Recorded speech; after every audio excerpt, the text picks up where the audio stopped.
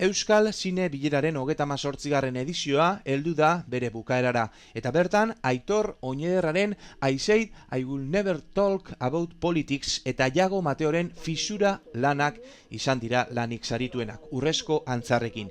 Ikusgarri zinema aretoa jendez gainezka egon zen, eta urten zinemaren 120 garren urteurrenean aurkeztu diren 51 lanetan maila oso handia azpimarratu dute epaimaikidek. Amaiera ekitaldian Aitor Maso aktoreari ere omenaldi beroa egin zitzaion, eta sari potoloenak eraman duten bi filmeak ere ikusgai izan ziren Lekeitxon. Eurekin batera beste hainbeste saritu izan ziren. Esan dugun moduan, film honenaren saria amaterretan Iago Mateoren Fisurarentzako izan da, eta profesionaletan Aitor Oñederraren I Said I Will Never Talk About Politics. Zuzendaritza sari amaterra Erika Elizari eman zaio, mezu bat oskailuan, eta profesionaletan The Devil on Your Back, Gotzon aurrekotxea del barriorena. Ekoizpen saria amaterretan Einaut Gantxekiren Danian Jaialai Court Warriors, eta profesionaletan Lasterketa, Patxi Basabe Perez eta Binasprerena.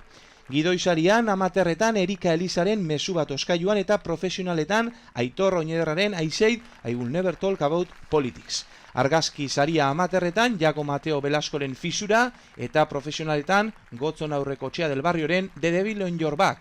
Gazte saria 22 izeneko antzarra Aitor Zarzuelo Landaren Maitaleak lanak eroan dau, eta antzar morea Iago Mateo Belaskoren Fisura.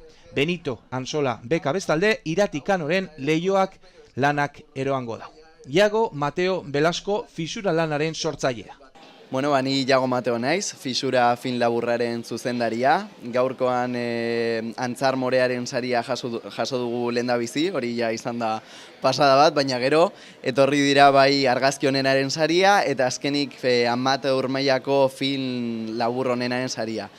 Eta bueno, oraindik ezin dugu sinetsi taldean. Fisura film romantiko edo poetikoa da, baina pixka ateratzen da, bueno, zapore agridulze bat bezala dauka, Ireneren pertsonaia aurkezten zaigulako, eta Irene geratzen delako pixka bat gizartetik kanpo.